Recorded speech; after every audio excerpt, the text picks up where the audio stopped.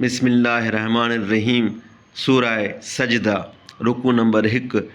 अलिफ लाम मीम। हिन किताब जो लाहण में को शक कोन्हे, जहाननि जे पालणहार वटां आहे। चवंदा आहिनि छा त उन क़ुर खे पाणू ठाहियो अथसि?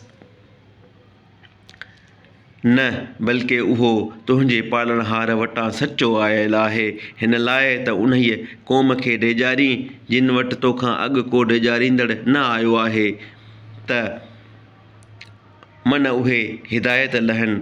अल्लाह उहो आहे जंहिं आसमाननि ऐं ज़मीन खे ऐं जेकी संदसि विच में आहे सो छहनि ॾींहंनि में बणायो, वरी अर्श ॾांहुं मुतवजह थियो। उन खां सवाइ अव्हां लाइ न की को सॼणु ऐं न की को पारत कंदड़ आहे। पोइ नसीहत नथा वठो छा? आसमाननि खां ज़मीन ॾांहुं कम जो बंदोबस्तु कंदो आहे, वरी उहो बंदोबस्तु उन ॾींहं में ॾांहुंसि मथां वेंदो आहे, जंहिं ॾींहं जो अंदाज़ो हज़ार वरिह जेतिरो उन्हीअ लेखे मां आहे जो ॻणींदा आहियो।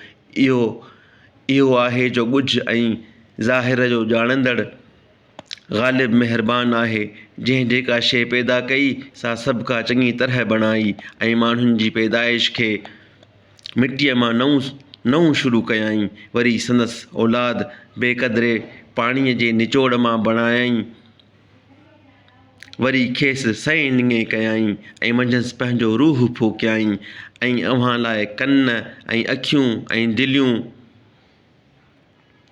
दिलियूं बणायाई। अव्हीं थोरो शुक्र कंदा आहियो ऐं चवनि था त जॾहिं ज़मीन में रली मली वेंदासूं तॾहिं बि असीं वरी नईं सिर बणाइबासीं छा? न, बल्कि उहे पंहिंजे पालणहार जे मिलण खां मुनकर आहिनि।